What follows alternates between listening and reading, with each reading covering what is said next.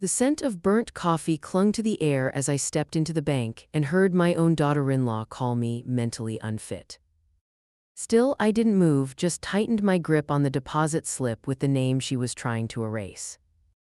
As her voice softened to sell the lie, that same bitter smell thickened, like something rotting under polite words. While she detailed my decline to the manager, I realized she wasn't just concerned, she was rehearsed. The same woman who married my son was dismantling me, one sentence at a time. That's when I knew I'd let her finish, then bury her with the silence she mistook for weakness. We're about to begin, but if you'd like, share where you're joining from. It reminds me this story doesn't echo into silence, it lands somewhere real. Drop it in the comments and don't forget to subscribe. I stepped into the bank that morning thinking only about my small deposit and the grocery list tucked in my purse. The lobby was its usual mix of soft light, faint coffee scent, and the same classical playlist they'd been using for years, familiar enough to feel like background noise. "Good morning, Ms. Mallory," the teller said with her easy smile. I nodded, took my place in line, and waited. Nothing about the moment felt important, just another errand on an ordinary weekday. Then I heard a voice I knew too well, sharp, confident, never unsure of itself. "Tessa." It drifted from the partially open door of the manager's office. I didn't turn my head right away, I just listened because something in her tone made my stomach tense before I understood why. "She's slipping," she said, almost conversationally. "We're worried, my husband's too emotional to see it, but I'm not." My fingers tightened around the deposit envelope. I stayed still, as if movement might draw attention to the fact that I was standing close enough to hear her. The man ahead of me adjusted his backpack. The line shuffled forward. Life continued exactly the same way it had a minute earlier, except now I wasn't in it in the same way. Inside the office, Tessa leaned forward in her chair, voice lowering just enough to sound confidential but not enough to hide her words. "She needs oversight," she told the manager, "for her protection." A strange, ringing pressure built behind my ears. I tried to swallow it down. Maybe she was talking about someone else. Maybe a different older woman named Mallory existed in Sacramento.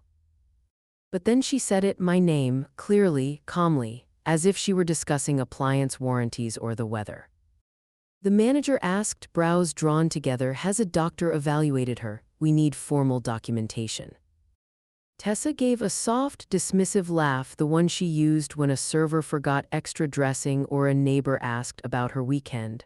"I can tell when someone's declining," she said. "I handle the details in the family, I know what I'm seeing." My chest tightened. Declining. God, she said it so easily, like she was describing a piece of fruit going soft in the fridge. I shifted a half step to the side so I could glance through the gap in the door. Tessa sat with one leg crossed over the other, manicured hand resting on a leather folder, completely composed, completely certain she belonged there. The manager didn't look as convinced. "I'm not asking for anything drastic," she added, "just a note on her account, quietly, so we can step in if she makes mistakes." Mistakes. The word hit harder than the rest. A woman who had never so much as balanced her own checkbook was painting me as unstable to a man who had helped me manage my finances for over a decade. My heartbeat steadied, not from panic but from something colder, clearer. I wasn't confused, I wasn't fading, I wasn't anything she was trying to make me look like. The teller called next, but I didn't move. I just listened to the last line that pushed everything over an edge I didn't know we'd reached. "We need her flagged as mentally unfit," she said, discreetly. Something inside me went very still. "Not fragile, focused." The manager leaned back, choosing his words carefully. "We can't place restrictions without verified medical need." "It's in the works," she said lightly. "We want to get ahead of any issues." Ahead, meaning she already had a plan, meaning this wasn't impulsive or emotional or misunderstood. This was intentional. The teller called again. I stepped forward this time, but not because I was ready to make my deposit. I stepped forward because I knew, without a doubt, that Tessa believed I wouldn't hear her, wouldn't understand, wouldn't fight back. She thought she was planning in secrecy. But I was right there, close enough to hear every word. And the part she would regret most was simple. I wasn't done listening. The moment I stepped out of the bank, the sunlight felt different, too bright, too sharp, the kind that makes you squint even when your eyes are open wide. I moved to the bench near the parking lot, the one shaded by a young maple TR. I sat down slowly, not because my legs were weak, but because my mind was too full to carry itself upright. For a long minute, I stared at the traffic passing by the intersection, cars humming, people moving with purpose, completely unaware that in a small glass office behind me, someone I'd welcomed into my family had tried to decide my future without my consent. I wasn't angry. Not yet. Anger comes later, after the facts settle, after the sting finds a place to sit. Right now I was sorting, measuring, giving each emotion its proper shelf. I took my phone out and rested it in my palm. The screen reflected a faint outline of my face, steadier than I expected. I pressed one contact. Milo answered on the second ring. Denise. His voice was calm, the kind that could quiet a stampede. It's time, I said. I didn't need to explain. He'd been waiting for this call longer than I wanted to admit. Everything we set up is intact, he said. You're the only one with authority over your accounts. Power of attorney remains revoked. Nothing can be changed without your signature. That steadying feeling returned, like a small stone settling into place. Good, I murmured. I just needed to hear it out loud. You sound composed, he said. I am. A pause in Tessa. I watched a pair of pigeons peck at crumbs near my feet. She's more predictable than she thinks. He exhaled, not quite a sigh. Call me if she tries anything else. She already has, I said, and hung up before he could ask for details. I wasn't ready to recount it. Some betrayals need a little silence around them before they can be spoken. I scrolled to the next number, Dr. Leung's office. Her receptionist answered, chipper and quick. Hi, this is Denise Mallory, I said. I'd like to schedule a cognitive assessment, the full panel. There was a brief shuffle of keys tapping. We can fit you in tomorrow morning. Does 9 work? Perfect. Everything okay? I hesitated, just wanting a current record. Well, you're in good hands, she said brightly. I thanked her and ended the call. The bench felt cooler now. The adrenaline from inside the bank began to settle into something more deliberate, something almost strategic. I wasn't confused about what Tessa wanted: control. And she wanted it under the guise of responsibility, the kind that made her look like a devoted daughter-in-law instead of someone tightening a leash. Let her underestimate me. It was the only advantage she'd ever given me willingly. That evening, the doorbell chimed twice in their usual pattern. I wiped my hands on my apron. I'd been slicing strawberries for tomorrow's breakfast. When I opened the door, David stood behind Tessa like a shadow, trying not to upset the light. His shoulders were tense, hers were perfectly relaxed. Hi, Mom, David said gently. Tessa put on that soft, sympathetic expression that always reminded me of a television anchor announcing a tragic but distant story. We just wanted to check in, she said. Make sure you're comfortable handling things. Her emphasis on the last words was subtle but intentional. I felt it like the tip of a fingernail tracing a thread across my skin. I stepped aside. Come in. She walked in first, as if it were her home. David followed, hands shoved into his pockets, eyes on the floor. I didn't offer them seats immediately. I let the quiet sit between us, thick enough to be felt, thin enough to be polite. I appreciate your concern, I said finally, folding the dish towel on the counter. Really, I do. Tessa smiled, relieved, mistaking calm for complacency. We're only thinking about what's best. Of course you are, I said warmly. You're sweet to worry. I let my eyes meet hers, steady, certain. I'm sharper than I look. Her smile faltered just slightly, but enough. David shifted, glancing between us as though sensing a conversation he wasn't meant to hear. Before either of them could say anything else, I pulled the kettle from the stove. Tea, I offered. But I knew. As soon as she declined and made her excuses. As soon as the door closed behind them. As soon as the silence returned. Tessa had realized something she couldn't name yet. I wasn't nearly as easy to push as she'd hoped. And tomorrow morning, when the assessment results started a paper trail she couldn't tamper with. She'd realized she wasn't the one holding the upper. I barely slept the night before my appointment with Milo, not from worry, but from the kind of alertness that settles in when someone draws a boundary line for you. Tessa thought she'd been subtle. She had no idea she'd already stepped onto ground she couldn't control. The next morning, I drove to Milo's office, a small, steady-looking building tucked between a dental clinic and a boutique insurance firm. His door was propped open, sunlight warming the stacks of neatly labeled folders on his desk. He stood when I walked in, his expression tightening with a kind of protective resolve I'd seen only once before, when he handled my husband's estate after his passing. "Let's go through everything," he said, gesturing toward the chair across from him.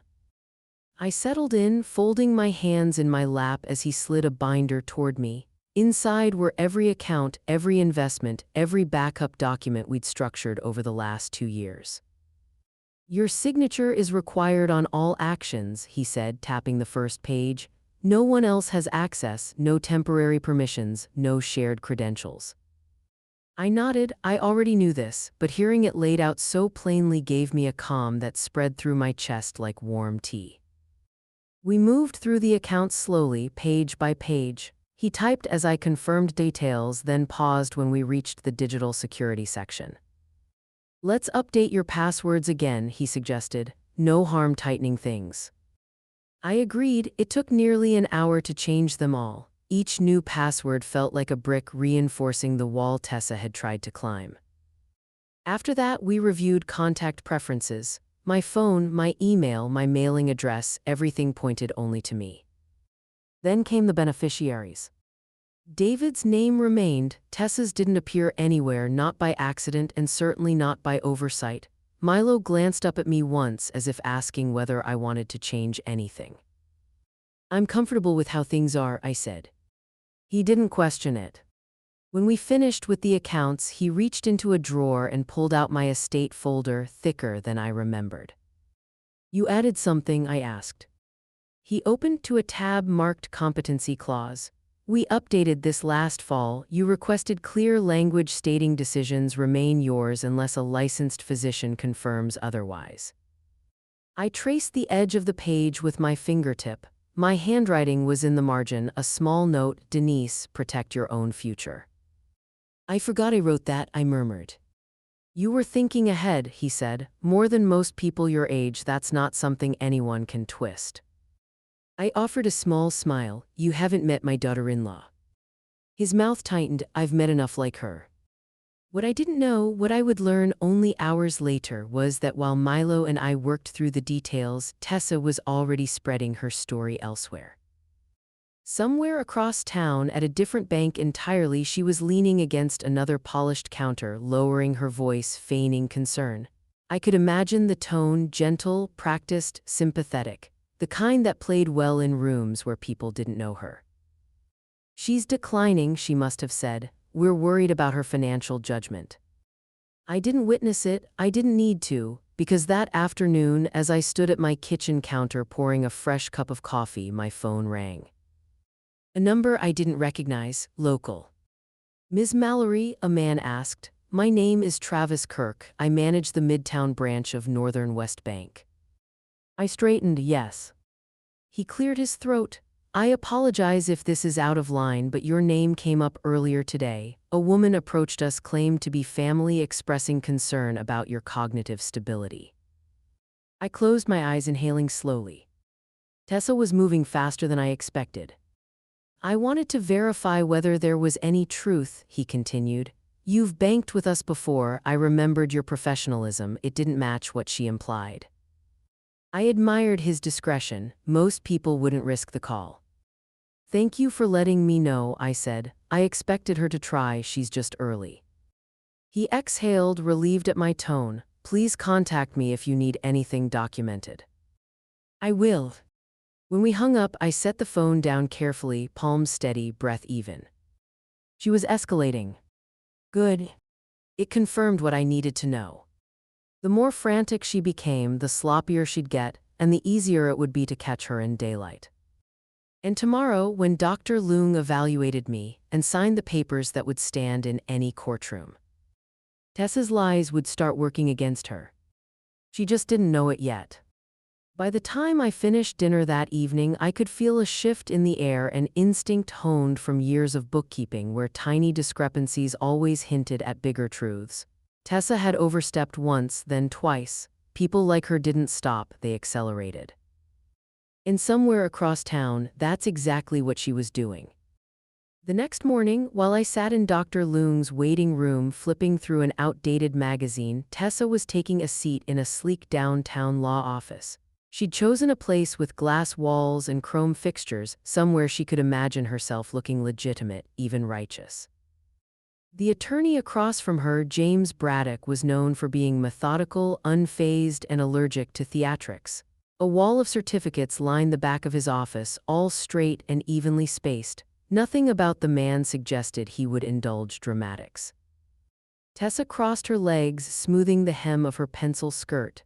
"I'm here because my mother-in-law is showing signs," she began, adopting the soft, regretful tone of someone announcing bad weather. Braddock folded his hands. "What kind of signs?" She took a delicate breath. "Forgetfulness, emotional swings, poor financial judgment." The words came smoothly, practiced as if she'd rehearsed them in the car ride over. Braddock didn't nod, he didn't take notes, he just watched her quietly, sharply. "And has a physician diagnosed her with any cognitive decline?" he asked. The question pushed a flicker of irritation across Tessa's face. It vanished quickly, replaced with something meant to resemble concern. "It's being handled," she said. "We don't want to wait until something serious happens. It's better to act early." Braddock leaned back in his chair, expression unreadable. "Without medical confirmation, I can't petition for guardianship," he said. "We'd need clear evidence, tests, documentation, a professional assessment." Tessa straightened, trying to maintain control of the conversation. "Her doctor is involved. It's just not finalized yet." He paused a moment, letting the silence stretch. "Mrs. Mallory, moving forward without proof exposes you to consequences, serious ones." Tessa blinked fast. "I'm trying to prevent a problem, not cause one." "That's not how the law sees it," he said. "If the claims aren't accurate, it becomes defamation or coercion, and elder financial interference carries penalties in this county." Her jaw tightened, the polished composure slipped barely but enough to reveal the frustration beneath. She tried again. "I'm doing what any responsible family member would do." Braddock didn't soften, "Then gather documentation. Until then, I can't build a case out of speculation." An hour later, while Tessa's irritation strained behind a forced smile, Milo was in his office reviewing a digital copy of my completed medical evaluation. Dr. Leung's signature sat confidently at the bottom, every line confirming my cognitive stability. He didn't waste time. He scanned the notarized version, attached it to an email, and sent it directly to Braddock with a brief, clipped note. "Per your inquiry, Ms. Mallory is in full mental and legal control of her affairs. Any contrary claims are unfounded. M. Renner." Braddock saw the email before Tessa even reached her car. He read the attached documents carefully. Then again, everything was in order: test results, competency clause, the legal protections Milo and I had built long before Tessa ever imagined trying to undermine me. He clicked reply. The message was short. "Mrs. Mallory, there is no viable path forward. I strongly advise you to discontinue any attempts to interfere with your mother-in-law's finances or medical record. J. Braddock." No sugarcoating, no polite camouflage. Just truth, clean, sharp, indisputable. That afternoon, I was back home, watering the small row of herbs by my kitchen window. The basil had grown leggy. I trimmed a few stems. The rosemary, sturdy as ever, smelled grounding beneath my fingertips. My phone buzzed on the counter. A message from an unknown number. "This is Attorney James Braddock. Please be aware that someone attempted to pursue action regarding your capacity. The matter has been dismissed. You may want to review who is speaking on your behalf." I stared at the screen for a moment, letting the quiet settle around me. Not shock, not surprise. Just confirmation. The net around Tessa had tightened faster than she realized. I placed the phone down, my pulse steady. If she was willing to lie to a bank and an attorney in the same week, what would she try next? And more importantly, how far would she go when she started realizing none of her plans were working? By Friday morning, the city still felt half asleep when Milo called. I was tying my shoes, preparing for a quiet morning when his voice came through steady and direct. She's headed back to the bank, he said. Early, she thinks she found a loophole. I didn't bother asking how he knew. Milo heard things before they became problems. Do you want me there? I asked. I already let the manager know, he said. We'll be in his office. There was something almost peaceful about the way we coordinated, two people moving with purpose while Tessa ran on panic. I grabbed my bag and drove downtown. The financial district was quiet, sunlight still low against the glass buildings. When I stepped inside the bank, Milo stood beside the manager's door with the look of a man who'd been up for hours preparing. You're early, I said. Trouble's always early, he replied. We took seats inside the office, the door left ajar. No theatrics, no ambush, just waiting. At 8:12 a.m., Tessa walked in. Her heels struck the tile like she owned the place, a neat folder tucked beneath her arm. Her confidence carried her straight to the counter. Good morning, she said brightly. I'm here to update my mother-in-law's account. I have the documents. The banker accepted the folder and skimmed the papers. His expression didn't change, but the subtle stillness in his posture told me this wasn't going the way she expected. I'll need to confirm protocol, he said gently. Please hold on a moment. Tessa stepped back, smoothing her blouse. She thought she was minutes away from securing control. She didn't see the banker walking toward the manager's office until he opened the door fully. Mrs. Mallory will need to be involved in this discussion. Tessa turned. Her face drained of color the moment she saw me sitting there, calm, composed, not surprised at all. You followed me, she demanded, stepping inside like the room itself had turned hostile. I lifted my chin. No, dear, I was already here. She froze, confusion flickered across her expression, then fear slid in behind it. The banker placed her papers on the desk, aligning them neatly. Milo reached for his briefcase and withdrew a thick file, sliding it toward her with a controlled, deliberate motion. These are the governing documents, Milo said, voice quiet but firm. On top sat my updated estate plan, beneath it, the revoked power of attorney, then the competency clause, and finally, fresh from yesterday, Dr. Leung's signed assessment confirming my cognitive stability. Tessa didn't speak, her throat bobbed once, twice. But what truly broke her composure was the sheet beneath those documents, clear, printed, time-stamped. The transcript of her first secret visit to this very bank. Her own words staring back at her. The manager, standing in the doorway, glanced at her with a mixture of discomfort and professionalism, the kind someone uses when witnessing something they wish they hadn't. Tessa's voice cracked. You recorded me. Security did, I said. I didn't need to. Her eyes darted to the banker, then back to the papers. She looked like someone realizing the ground beneath her was never solid. It only felt that way because no one had challenged her footing. Milo folded his hands, tone clipped. If you attempt to interfere again, we'll escalate immediately. This is your only warning. She shook her head, breath unsteady. You're twisting everything. I was trying to help. Help doesn't require secrecy, I said softly. And it doesn't require lies. The banker cleared his throat. There will be no changes to this account. Tessa's gaze snapped to me. David will hear about this. Good, I said. He should know. For a moment, something steely slid into her expression, calculation, resentment, something dark enough to be dangerous. She straightened her shoulders, collected her folder with a shaking hand, and walked out without another word. The door closed behind her with a soft thud. But the silence she left behind didn't feel like victory.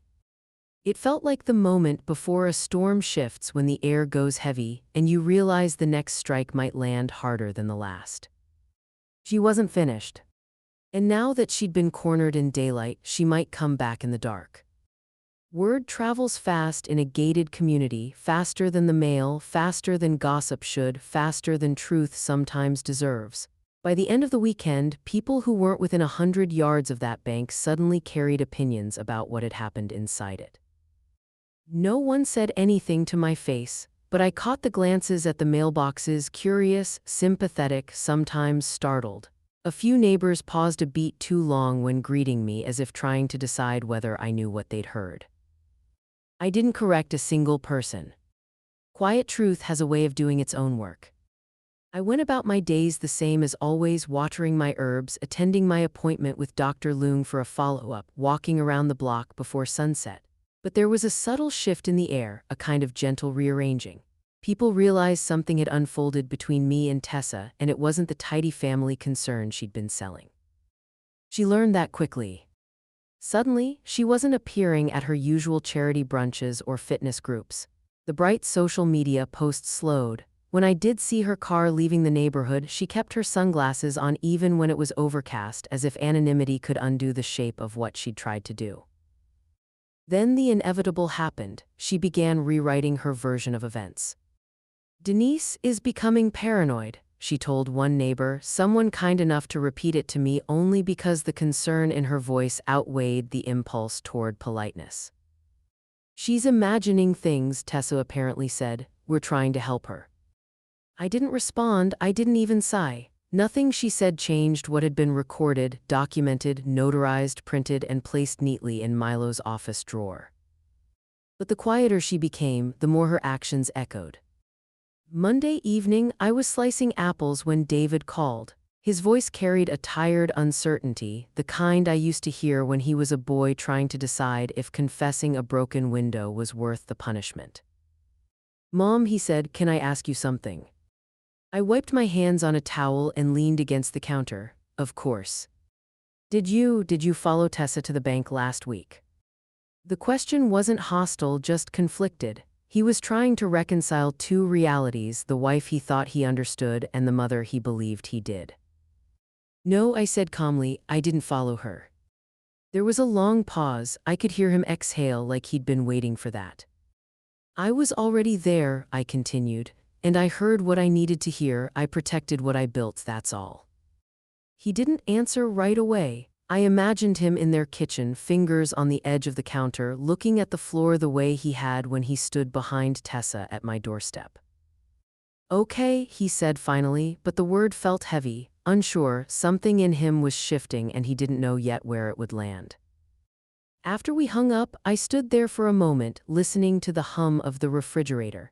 It's strange how betrayal and validation can arrive in the same breath, one from Tessa's lies, the other from David searching for truth he wasn't sure he could bear. 2 days later, Milo came by the house with a folder tucked under his arm. He didn't bother knocking for long. I had already opened the door before his fist reached the second tap. "Let's prepare for her next move," he said, stepping inside. We sat at the dining table, the same place where I had once sorted David's school papers, where my husband had signed our first mortgage. Milo spread the documents out neatly. "A cease and desist is standard," he explained. "We won't send it unless she escalates, but we should have it ready." I listened, absorbing every detail, every line, protecting my autonomy. Milo moved with quiet efficiency, the way someone does when they take personal offense at a client being threatened. When he finished, he capped his pen and looked at me carefully. "She's not done," he said. "I know," I replied.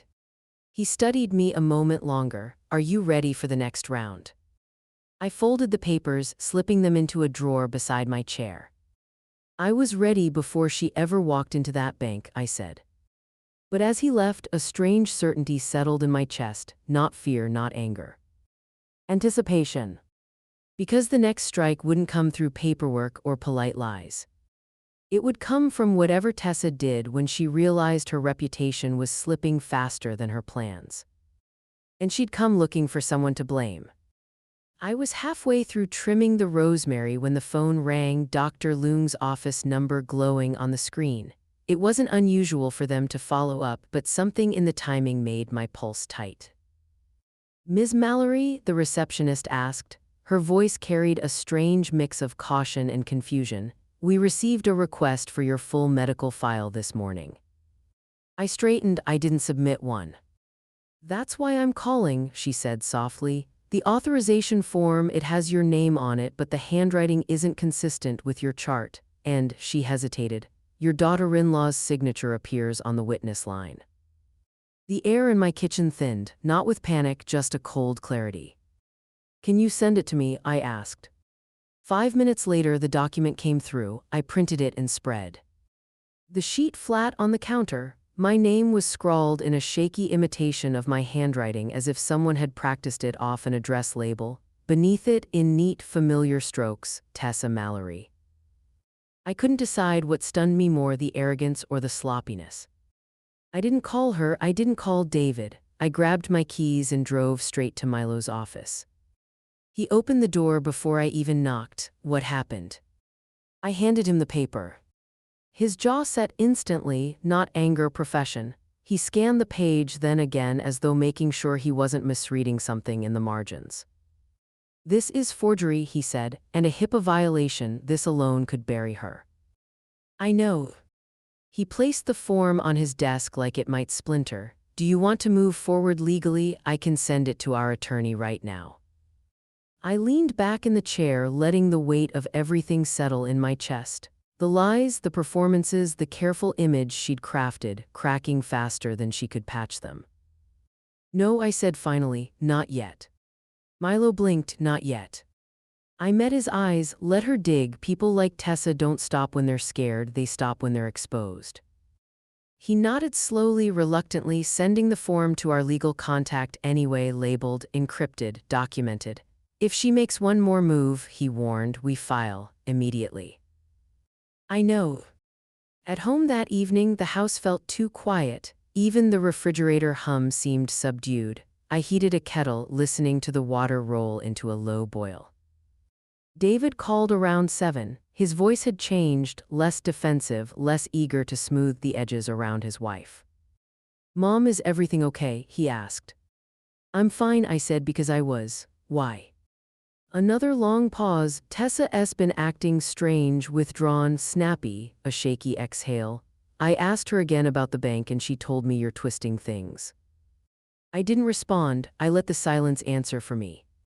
Then he said, barely above a whisper, she keeps saying you're imagining things, but I don't know anymore. That admission, small, quiet, unpolished, felt heavier than anything he'd said so far. Take your time seeing the truth, I murmured, just make sure you see it. He didn't argue. When we hung up, I sat at the kitchen table with a pad of stationery in front of me. I hadn't written a letter to myself in years, not since my husband passed, but tonight I felt the urge to mark the moment. I uncapped a pen and wrote a single line. I waited my whole life to be underestimated. The words looked steadier on paper than I felt. But there was power in acknowledging it, power in knowing that every step Tessa took to undermine me only sharpened my resolve. I folded the letter, slipped it into a drawer, and closed it carefully. Outside, a car slowed near my house. Headlights washed across the living room wall, lingering longer than necessary before drifting on. Not a threat. A warning. The kind that says someone is running out of places to hide and out of time to pretend. David insisted on a family dinner that Sunday, just to reconnect, he'd said, though the tremor in his voice hinted at something less hopeful. I agreed, not because I wanted the evening, but because avoidance only feeds people like Tessa. She thrived in silence. I preferred light. They chose a small Italian place in Midtown, one with dim lighting and white tablecloths folded with the kind of precision that made everyone sit a little straighter. When I walked in, they were already seated, David stiff, Nora bright-eyed, and Tessa radiating a brittle confidence that didn't reach her posture. Mom, David said, standing halfway. His smile was gentle, but his eyes looked tired. Tessa didn't stand, she just lifted a hand in a polished wave, her bracelets chiming. We ordered sparkling water, she said, thought you'd want something refreshing. The implication hovered, she's fragile, she needs care. I sat anyway. The menus were unnecessary, we all knew the place well enough. but Tessa opened hers dramatically, leaning forward as if preparing to host a seminar. "You would not believe," she began, "how many older folks struggle to keep up with things these days. Bills, technology, appointments, it's overwhelming for them." She lifted her glass, smiling as though offering a public service announcement. "Some families just don't know how to step in." Her words flowed like syrup over a bruise. I didn't react. I buttered my bread slowly, neatly, the way my husband used to when he was trying not to interrupt idiots. David shifted, clearing his throat. Nora rolled a piece of cannoli filling between her fingers, pretending not to hear. I kept my eyes on my plate. People reveal more when they think you aren't looking. The waiter brought salads, gave us all the polite smile of a man who had no idea he'd stepped into a fault line. As soon as he walked away, Tessa picked up the thread again. "If you think about it," she said brightly, "we're practically caretakers, the older generation. Forgets things, misplaces things, it's not their fault, it's just life." David's fork paused midair. I could have responded, I could have reminded her how quickly false narratives crumble under paperwork and recordings, but I'd learned there was more power in letting someone display their ignorance than correcting it. So when Nora looked up at me, her voice shy and small, "Grandma, are you okay?" I simply nodded and passed her the bread. Her fingers brushed mine, a small gesture but grounding. Tessa noticed, her smile wavered. "See," she said, laughing lightly toward the table. "It's sweet how she tries. Early dementia usually shows in small ways, mix-ups, hesitations." The silence was immediate and heavy. David set his fork down. He didn't look at her. He didn't look at me either. He looked at the tablecloth as if the stitching might offer a way out of the moment. Nora's hand went still on her lap. Even the couple at the next table turned their heads before pretending not to. Tessa waited for someone to laugh. When no one did, she reached for her wine with a hand that wasn't as steady as she wanted it to be. I didn't offer her an expression, not disapproval, not anger, not pity. Just quiet. A quiet she couldn't control. Dinner moved on slowly, awkwardly. David asked Nora about school. Nora asked me about my herbs. No one addressed the crack running right down the middle of the table, splitting the evening into before and after. When the check came, David reached for it automatically, then hesitated, glancing between us, unsure which version of the truth he was supposed to stand beside. We rose from the table. Chairs scraped softly across the tile. Tessa adjusted her jacket and attempted another bright smile, but the corners didn't lift the way they usually did. As we stepped into the cool night air, she walked a few paces ahead, her heels clicking too sharply against the sidewalk, as if she was escaping something she didn't want to admit she'd created. Behind her, David fell into step beside me, his voice low. "Mom, we need to talk." And I knew. The conversation he was afraid to have with himself had finally cornered him. 2 days after the tense dinner, the twist arrived quietly, like most truths that matter. I was pouring coffee when Milo called. His voice had that low, deliberate tone he used only when something significant had shifted. "The bank manager reached out," he said. "He's been uneasy. He wanted to do something to support the record." My fingers tightened around the mug. "What did he send?" "Audio," Milo replied, "from the lobby feed, the day Tessa made her first attempt." For a moment, all I heard was the soft ticking of the kitchen clock. "He forwarded it to legal," he continued. "With permission to include a redacted transcript in your estate file. It's clean, time-stamped, and very clear." I set the mug down gently. She had no idea she was being recorded. "No," he said, "but she will." By noon, Milo had emailed me the transcript. I didn't need to read all of it to know what was there. Her voice crisp and confident, my name spoken like a burden, claims polished to sound caring, wrapped in false worry. But the line that caught my breath wasn't one I recognized. A sentence spoken outside the manager's office, apparently while she waited for him to gather forms. "She's mentally unstable," Tessa said matter-of-factly. "My husband's too soft to see it." Hearing it written out, all pretense stripped, all softness removed, felt different than overhearing it through a cracked door. This was clearer, sharper, crueler. Milo added the transcript to my file with a note. Redacted copy included for legal protection per consent. Every step placed another brick in a wall she couldn't climb. But the real twist came later that evening. A neighbor, one who'd always walked her dog at the exact wrong time, sent a message into a private community forum, the kind meant for lost pets and yard sale reminders. The post appeared anonymously. Just a short clip of audio. Just a tiny snippet of her voice. Just one line. "She's mentally unstable, my husband's too soft to see it." No names, no explanation. But everyone recognized the tone. Within minutes, comments multiplied. "Who talks about family like that? If this is who I think it is, yikes. Protect your elders, not exploit them. This is disgusting. Sounds like someone wants access to money." I didn't respond, I didn't even log in, I didn't need to.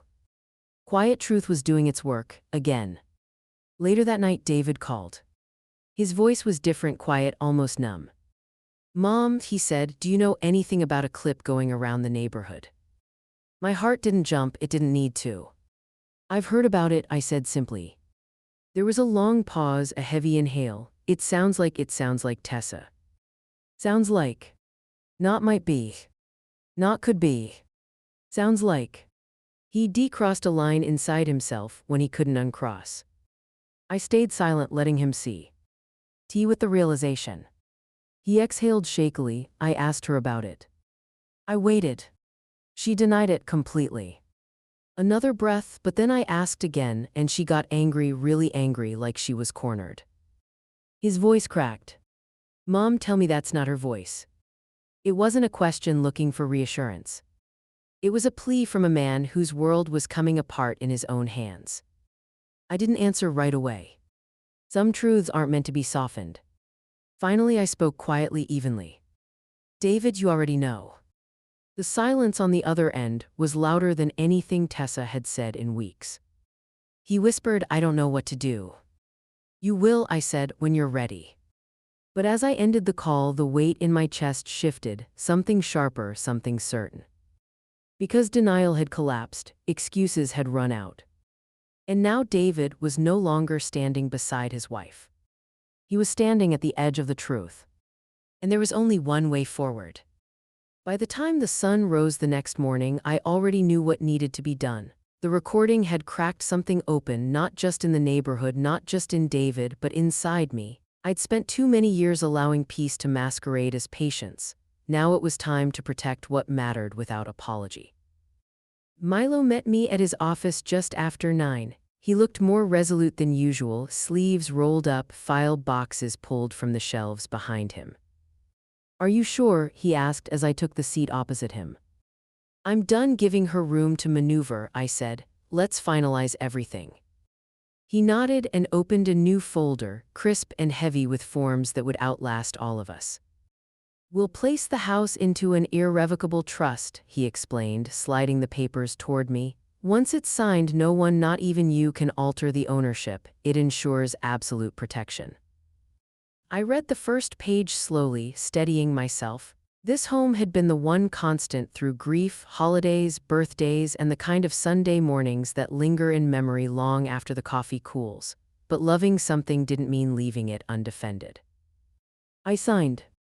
Milo continued, flipping to the inheritance section. "We also need to update your beneficiaries, given what's happened." He didn't finish the sentence, he didn't need to. David's name remained on the form, but not as the default heir. His portion shifted into a conditional clause, one tied to conduct, to stability, to integrity, not a punishment, a boundary. And beneath that, written neatly, "Nora Mallory, successor executor, pending legal age." Just seeing her name there steadied me in a way I didn't expect. "She's the only one who asks without angling," I said quietly. Milo offered a small, approving nod. "She'll do right by you." When we finished, he handed me a small fireproof estate box. "Put anything personal you want legally recorded inside. We'll lock it into the trust." I took it home and set it on the dining table. The metal felt cool against my palms. After a moment, I walked to my desk and pulled out the stationery I kept for birthdays and thank you notes. I sat down, uncapped my pen, and wrote a single sentence, clear, deliberate. Loyalty matters more than blood. I folded the note, placed it in the box, and closed the lid. When the lock clicked, the sound felt final, like a door gently closing on a chapter that had been fraying for years. Tessa found out before dinner. I didn't hear it from her. I heard it through the thin walls of the phone line when David called, his voice strained, tense. "She read the paperwork on my desk," he said. "She's furious." Through the phone, I heard her voice rising in the background, sharp and cracked around the edges. "She's turning your own son against you." It wasn't anger I heard. It was panic, wild, uncontained panic.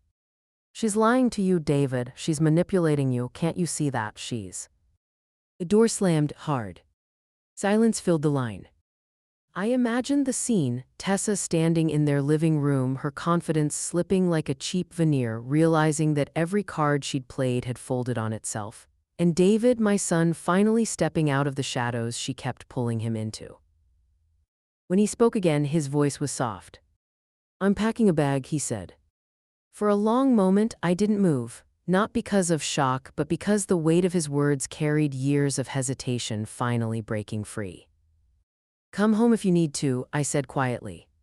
He didn't answer, but he didn't hang up either. I heard drawers opening, clothes shifting, the zipper of a suitcase dragging closed. Steps. Breathing. Then one final sound. The front door unlocking. Not hers. His. And that was when I knew. This wasn't just the unraveling of her plans. This was the unraveling of her hold. I should have known she'd come in person. When a person like Tessa feels her grip slipping, she doesn't retreat, she lunges. It was late afternoon when I heard the sharp pounding on my front door, not a knock, a demand. I dried my hands on a towel I'd been helling peas for dinner and walked to the entryway without hurry. Through the glass panel I saw her, hair frizzed from rushing, eyes wild, posture stiff with indignation rather than confidence. I unlocked the door but didn't open it fully, just enough for her to see my face. "We need to talk," she said, breath unsteady. "Now." Her tone made it clear she wasn't there for clarity. She was there for a fight she thought she could win. "You're trespassing," I said calmly. "Please leave." The word trespassing landed hard, her expression twisted as if I'd suddenly become someone she no longer recognized, or someone she finally did. "You think you can cut me out of everything," she snapped. "You think you can manipulate David into..." "I haven't manipulated anyone," I said. "Your behavior did that for me."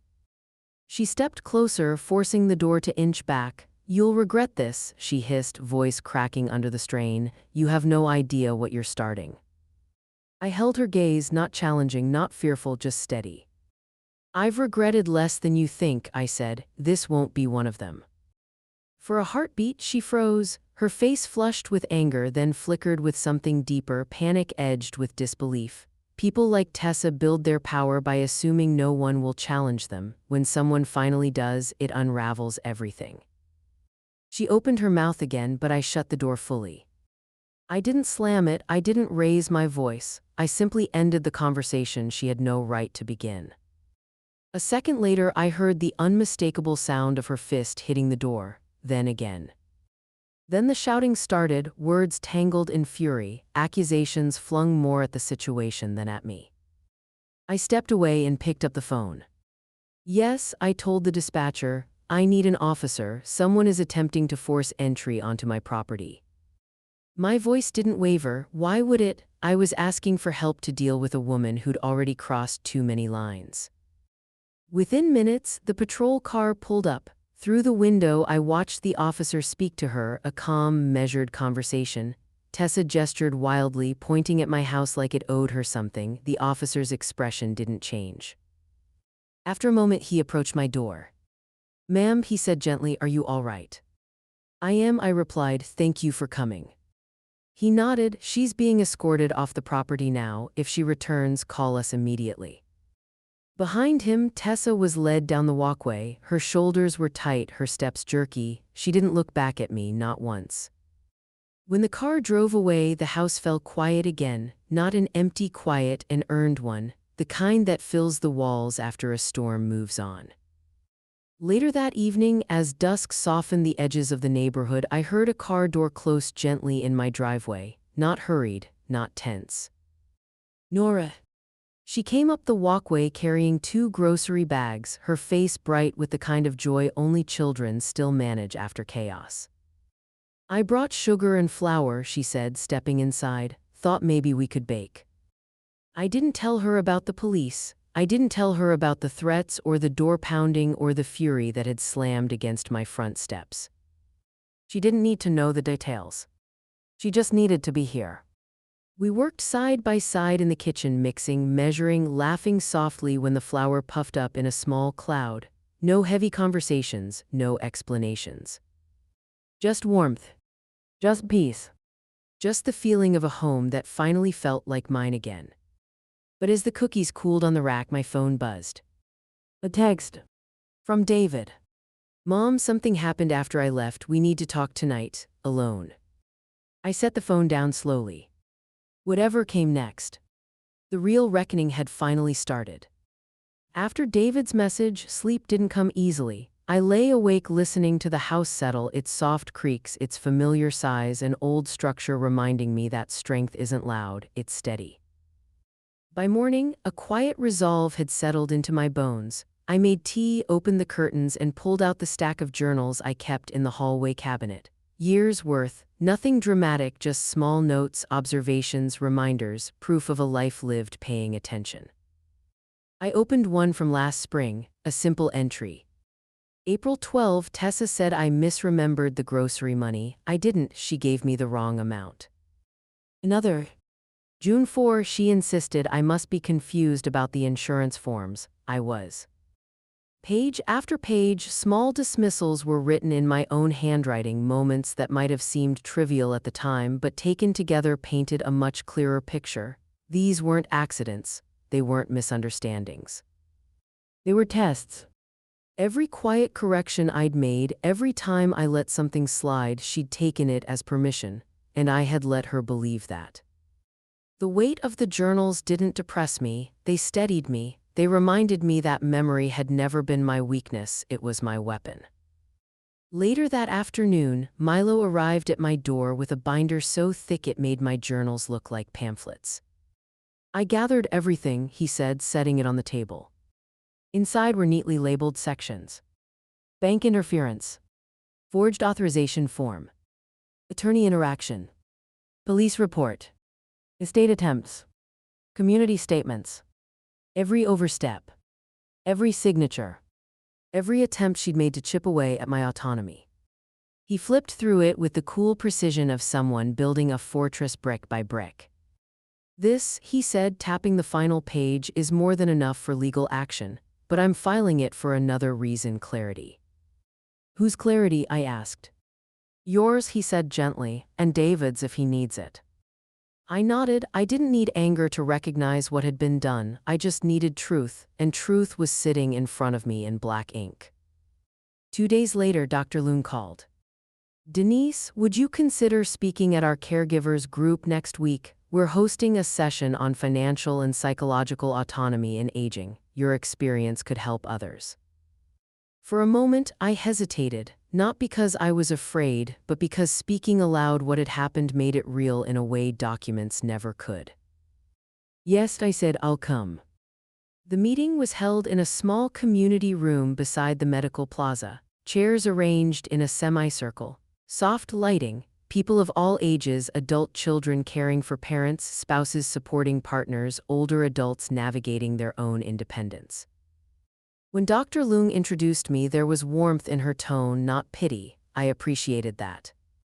I spoke simply. I shared what happened, not with venom, not with theatrics, just truth threaded through measured breath. I explained how manipulation doesn't start with theft or lies, it starts with small doubts, small dismissals, small attempts to rewrite reality. I didn't mention Tessa by name, I didn't need to. The audience watched closely, absorbing every word. When I finished, the room was quiet for a moment, the kind of silence that carries weight. Then the applause came, not loud, not showy, just sincere. They weren't applauding revenge. They were applauding survival. Afterward, Nora slipped into the room. She'd come straight from school, still wearing her backpack. She ran up to me with the unfiltered confidence only children have. "Grandma," she said softly, "I want to be like you." The sentence caught me off guard in the way only honesty can. I knelt to her height. "You already are," I whispered. She hugged me tightly, arms warm around my shoulders. For the first time in weeks, the future felt bigger than the fight. But as we walked out to the parking lot, I saw David leaning against his car, expression tight, eyes shadowed. "Mom," he said quietly, "we need to talk. It's about Tessa." And the way he said it told me. The end of her lies wasn't coming quietly. David didn't come inside right away. When I opened the door, he stood on the porch with his shoulders hunched forward, like a man trying to hold in everything he'd been swallowing for years. The porch light caught the exhaustion in his face, dark crescents beneath his eyes, a tightness around his mouth that hadn't been there before Tessa started tearing through our lives. "Come in," I said quietly. He stepped inside without speaking. His movements were slow, careful. He wasn't afraid of me, he was afraid of what he finally understood. He followed me to the kitchen where the faint smell of vanilla still lingered from the cookies Nora and I baked. He sat at the table like he used to when he was a boy, hands folded, gaze lowered, waiting for permission to speak. But the words didn't come. I filled the kettle, set it on the stove, and let the silence settle around us. Silence didn't frighten me, it never had, it gave things room to be acknowledged. He stared at the wood grain on the table as if reading something written there. Finally he exhaled and the breath shook. "I saw it," he said. Just that, no lead-up, no apology wrapped in explanation. I turned off the burner and moved to sit across from him. "What did you see, David?" He swallowed hard. "Everything." His voice broke in the middle of the word, like it had been waiting too long to escape. The audio cry. Pain. Her denial. Her rage. Her fear when he packed his bag. The story she'd spun, then contradicted. The way her mask cracked when she realized she couldn't control the narrative anymore. He lifted his head and looked at me, truly looked at me. "I'm sorry it took me this long." There was grief in his eyes, but not for her. For himself. For the man he'd allowed himself to be under her influence. For all the years he'd mistaken her confidence for truth, her control for love. I didn't rush to comfort him, I didn't reach for his hand or offer forgiveness wrapped in warmth. Instead, I rose, poured the tea, and placed a cup in front of him. Tea, not absolution. He accepted it with both hands, as if he understood exactly what that meant. After a moment, he reached into his jacket and pulled out a sealed envelope. No shaking, no hesitation, he slid it across the table. "This is for you." I opened it. A notarized statement. Signed, dated. Relinquishing any claim he might ever have over my accounts, my assets, my estate. A clean severing. A line drawn by a man stepping out of the fog. I folded the paper once and set it aside. "Thank you." He nodded, eyes dropping again. It felt like the only honest thing left to do. We sat quietly for a moment, the steam from our cups curling into the warm kitchen light. Then he whispered the first small fear that had nothing to do with money. "Will Nora still be able to see you?" The question pained him. The possibility of losing what mattered most to him, even more than his marriage, hovered in his voice. I didn't let him sit with that fear. "That was never in question," I said. He closed his eyes briefly, a quiet relief washing over his face. His shoulders loosened, the weight of months, years maybe falling away. When he finally stood to leave, he looked taller, not stronger, not yet, but honest, and that was its own kind of strength. He paused at the doorway. "Mom, if she tries anything else." "She will," I said softly. "People like Tessa don't stop when they're caught, they stop when they're finished." He nodded once, then walked into the night. As the door clicked shut behind him, the house felt still, like the moment before a deep breath. But the quiet didn't settle. Because underneath it, one truth pulsed steady. Tessa wasn't finished. And the next move she made would be the one that cost her everything. I planned the dinner for Friday not as a celebration, not as a victory lap, but as a moment to breathe. After weeks of storms, I wanted a table filled with people who lived in truth, not performance, people who didn't demand space but shared it. I cooked slowly that afternoon, letting the rhythm calm me: rosemary chicken, roasted vegetables, a small loaf of bread cooling on the counter. The house felt warm, the kind of warmth that settles into your bones rather than the air.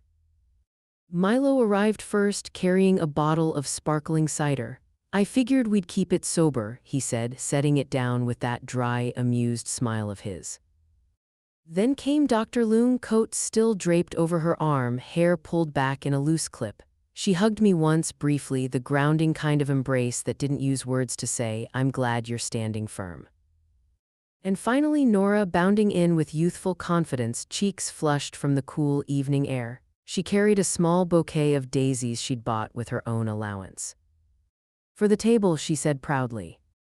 We settled around the dining room like people returning to a home they trusted. No probing questions, no commentary on the chaos swirling outside our small gathering, just presence. Dinner felt quiet, but not the fragile kind.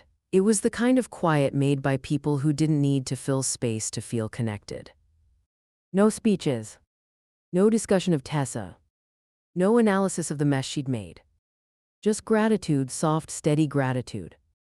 At one point, Nora wandered toward the bookshelf where a framed photo of my late husband sat in its usual corner, him in his favorite flannel, smiling like the camera had caught him mid-laugh. She paused, then gently tucked one daisy behind the frame. When she returned to the table, she didn't comment on it. Neither did I, but the small gesture settled into my chest like sunlight breaking through a shuttered room.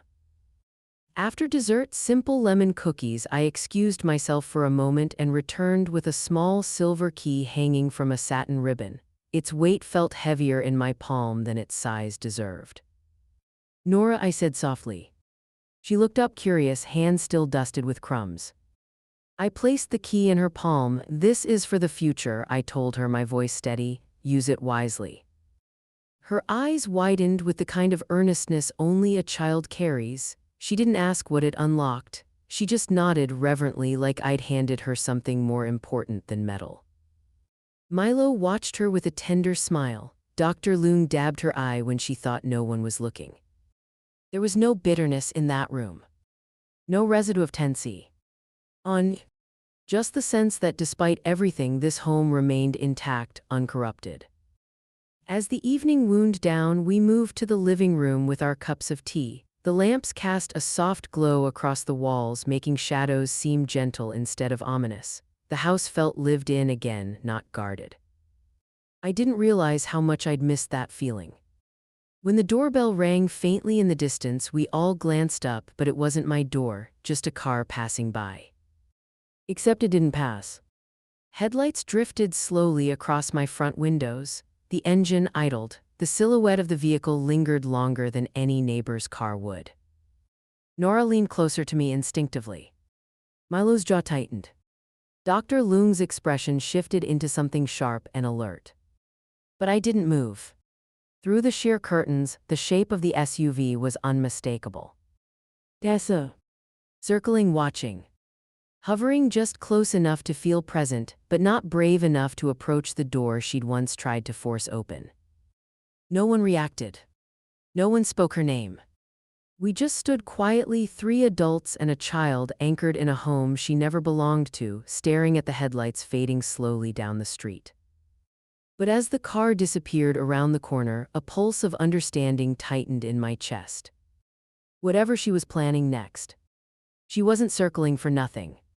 And the calm we'd built tonight was about to be tested. I woke before the sun, the house still wrapped in the quiet that comes only after a storm has finally begun to clear. Over the past weeks, I had faced lies, forged papers, police at my door, and the unraveling of a marriage that was never mine to fix. But today wasn't about any of that. Today was about reclaiming the place where it started. I made coffee, dressed in the same soft blue sweater I'd worn the morning Tessa tried to declare me unfit, and drove back to the bank, the building that had heard her words before she knew I was standing on the other side of the wall.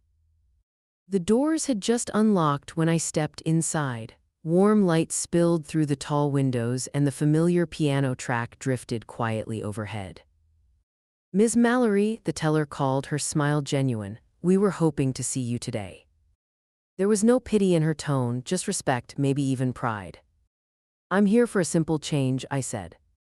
She nodded and brought up my account. As she typed, the front door chimed. Footsteps clicked across the tile, too quick, too sharp. I didn't turn. But I knew. "Tessa." The teller printed the form and slid it toward me. I signed calmly, the pen gliding across the paper with the steadiness she had spent weeks insisting I didn't have.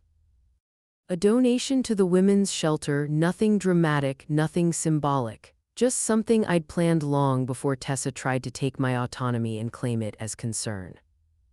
I capped the pen and handed the form back. "Thank you," the teller said softly. "You're welcome." Only then did I turn. Tessa stood several feet away, frozen mid-stride. Her eyes darted from the teller to the form, then to me. She looked smaller than I remembered, like the foundation beneath her confidence had finally crumbled.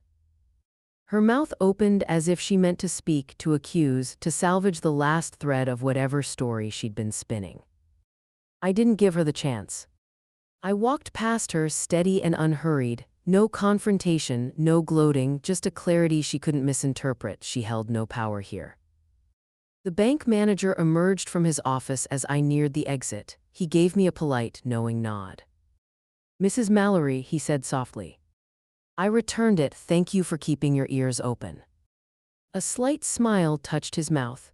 Behind him, Tessa stiffened, realizing that the room, the bank, the records, the truth had aligned itself with reality, not her story. I opened the glass door and stepped outside. The morning air felt crisp, almost new. The same bench where I had once sat shaking now looked unremarkable, just a bench. The fear that once held me there had evaporated long ago. Behind me I heard hurried footsteps. The door swung open, but I didn't turn. I didn't need to. Some endings don't require the last word. They require walking forward while someone else stands in the pieces of the story they tried to rewrite. I reached my car, placed my hand on the door handle and paused, not from hesitation, just reflection. Everything Tessa had tried to take from me, my independence, my stability, my dignity, I still had. And she knew it now. I slipped into the driver's seat, buckled my belt, and started the engine. Through the windshield, the sky stretched clear and uncomplicated. A new day untouched. As I pulled out of the parking lot, a final thought settled in, quiet, firm, and earned. She called me unfit, but I walked out with everything still mine.